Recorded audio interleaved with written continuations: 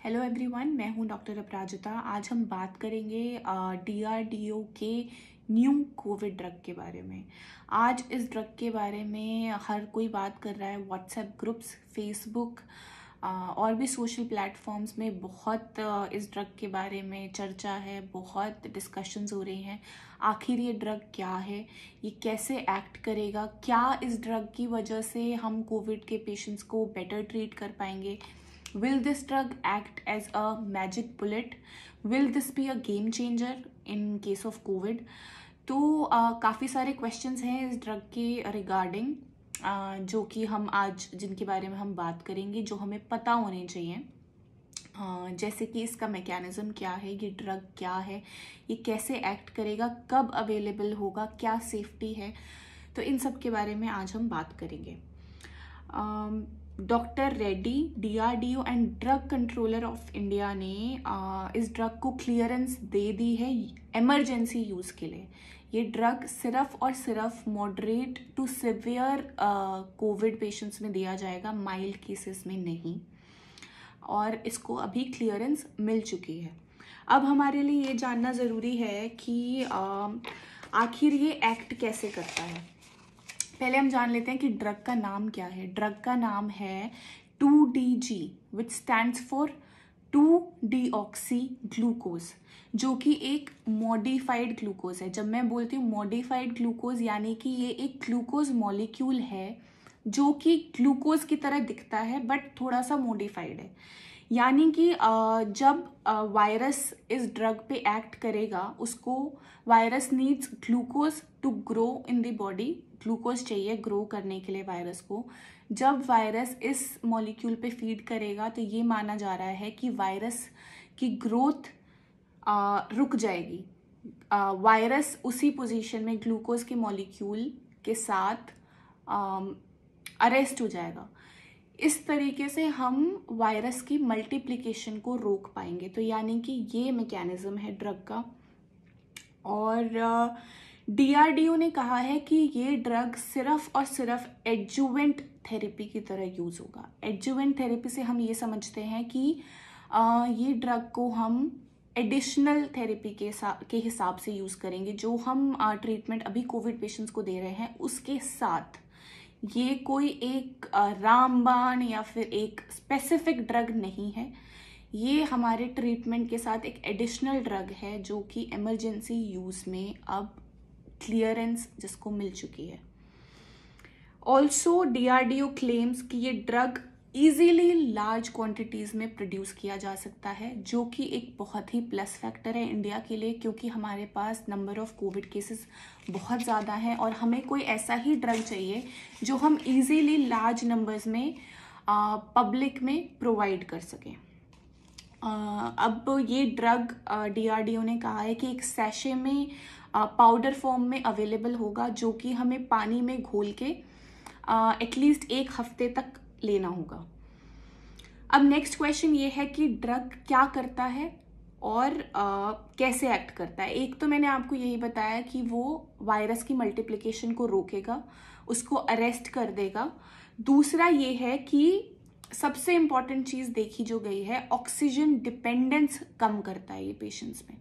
जो patients already oxygen पे हैं, अगर उनको ये ड्रग दिया जाए तो देखा गया है स्टडीज़ में कि 3 दिन पे ही ऑक्सीजन डिपेंडेंस काफ़ी कम हो गया है उन पेशेंट्स में जिन पेशेंट्स में ये ड्रग दिया गया है।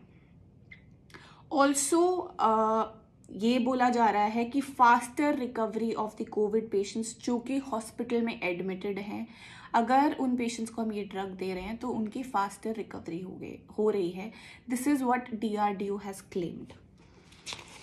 ऑल्सो हमें पता होना चाहिए कि डीआरडीओ ने इसका ट्रायल कैसे किया है। ट्रायल के फेजेस होते हैं, फेज़ 1, 2, 3, 4।